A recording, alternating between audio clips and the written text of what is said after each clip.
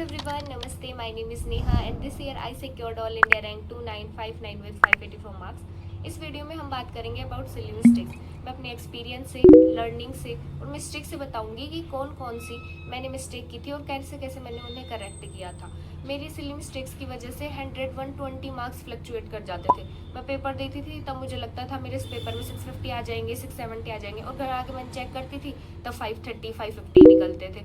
तो ऐसा कुछ नहीं था कि मुझे वो पूरा कॉन्सेप्ट ही नहीं आता था, वो क्वेश्चन ही नहीं आता था। बस छोटी छोटी चीज़ों की वजह से, छोटे छोटे रीजंस की वजह से वो क्वेश्चन गलत कर देती थी और इतने ज़्यादा मार्क्स फ्लक्चुएट करते थे। तो इस वीडियो में मैं आपको बताऊंगी कि कौन कौन सी सिली मिस्टेक्स मैं करती थी और उसके सॉल्यूशन के लिए मैंने कैसे क्या किया जिससे मेरी इतनी रैंक भी इम्प्रूव हुई।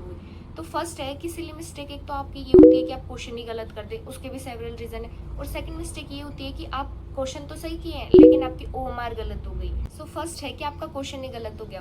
क्वेश्चन गलत हो सकता है, एक तो आपने अच्छे से रीड नहीं किया हो, करेक्ट इनकरेक्ट, नोट इनकरेक्ट जैसे टर्म्स नहीं पढ़ी हूँ। आप कई बार ऐसा होता है कि हमने same question as it is ऐसा किया होता है थोड़ा बहुत और हमें लगता है ये तो वही क्वेश्चन है और हम जल्दी करने के चक्कर में, उसे फास्ट करने के चक्कर में उसे गलत कर देते हैं। हमें लगता है कि ये तो हमें आता है, ओवर कॉन्फिडेंस आ जाता है, फिर हम पूरा क्वेश्चन ही नहीं पढ़ते और फिर हम टिक लगा देते हैं। सेकंड ये है कि हमारा lack of presence of mind. हम क्या तो पिछले क्वेश्चन के बारे में सोच रहे होते हैं, क्या अगले वाले क्वेश्चन के बारे में सोच रहे होते हैं, ये सोच रहे होते हैं हमारे मार्क्स कैसे आएंगे, ये पेपर कैसे जाएंगे। उस टाइम पे वहीं रहो, उस क्वेश्चन पे ही रहो, अटेंटिव रहो, वरना वो क्वेश्चन गलत हो जाएगा मोस्ट प्रोबेबिलिटी।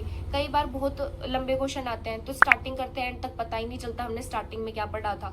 तो ऐसा करो कि आप उनको सर्किल कर लो, करेक्ट इनकरेक्ट जो भी टर्म्स हैं, आपको जो इंपॉर्टेंट टर्म्स लगे उनको आप सर्किल करो। आप पूरा पढ़ने के बाद क्वेश्चन अगर बड़ा भी है तो आपको पता रहेगा कि सर्किल करने पे इसमें मेनली पूछा क्या है।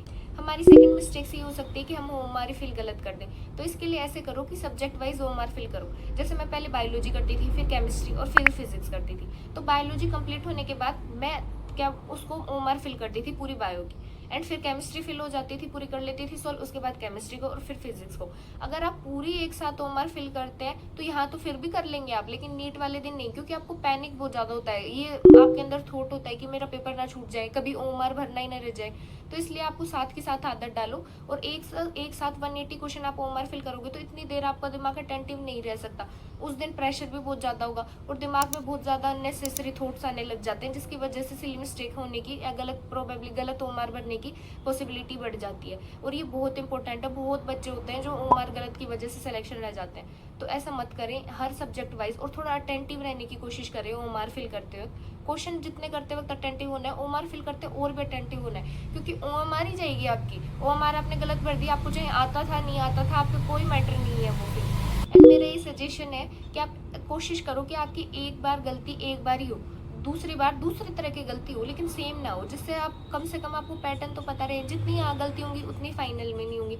मेरे टेस्ट में बहुत बार स्कोर्स फ्लक्चुएट करते थे, बहुत बार कम भी आते थे, बट मेरे से बहुत ज़्यादा भी आए लेकिन फाइनल में उनके कम आए। तो आप ऐसे सोचा करो जिसके यहाँ गलत हो रहे हैं मॉक टेस्ट में, उसके फाइनल में गलत नहीं होंगे, कम गलत होंगे। इसलिए आपके गलत हो रहे हैं तो ऐसे अपसेट मत हो और ज़्यादा मॉक टेस्ट दो। जितने ज़्यादा मॉक टेस्ट दोगे उतनी ज़्यादा आपको गलतियाँ पता चलेंगी और फाइनल में उतनी कम गलतियाँ होने की आपकी प्रोबेबिलिटी रहेगी। तो जितने हो सके उतने मॉक टेस्ट दो और अपसेट मत हो। एंड मेरा सजेशन ये भी है कि आप एक मिस्टेक नोटबुक कैरी करो। जो भी मॉक टेस्ट में आपके क्वेश्चन गलत हो गए उसमें आप स्टिक कर दो सारे क्वेश्चन, और जब नेक्स्ट मॉक टेस्ट आप देने जाओगे तो उस मिस्टेक नोटबुक को देख के जाओ, जिससे आपको पता रहे कि आपके कौन कौन से क्वेश्चन गलत हुए थे और आप अटेंटिव होकर उस मॉक टेस्ट को दे पाएंगे। आपको पता रहेगा कि पिछले मॉक टेस्ट में मैंने ये वाली गलती करी थी तो इस वाले में नहीं करनी। तो उस मॉक टेस्ट से पहले उस मिस्टेक नोटबुक को देख के जाओ।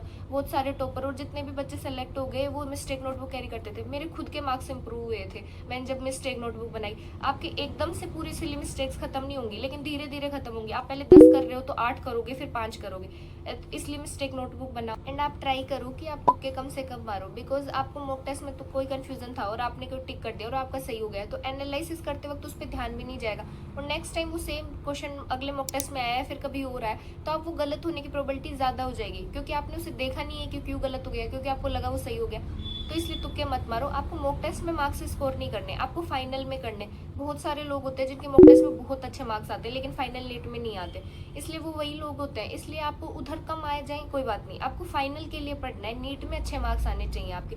इसलिए आप अच्छे से उधर तुक्के मत मारो। आपको फाइनल वाले डे के लिए तैयार रहना है। हर एक क्वेश्चन आपको अच्छे से आना चाहिए और हर एक क्वेश्चन का अच्छे से एनालिसिस करो और नेक्स्ट टाइम ये करो कि वो सेम गलती आपकी दोबारा ना हो। एंड आप जितने ज़्यादा टेस्ट दोगे उतनी आपको पता रहेंगे कि आप कौन कौन सी गलती कर सकते हो, इसलिए फाइनल में वही गलती सबसे कम होंगी। तो जितने मॉक टेस्ट दे सकते हो उतने ज़्यादा दो। और thank you for watching this video. अगर आपका कोई और टॉपिक है तो आप कमेंट कर सकते हैं, अगली वीडियो मैं उसी पे बनाऊंगी जो इस वीडियो के कमेंट में सबसे ज़्यादा हाईलाइटेड होगा। Bye bye.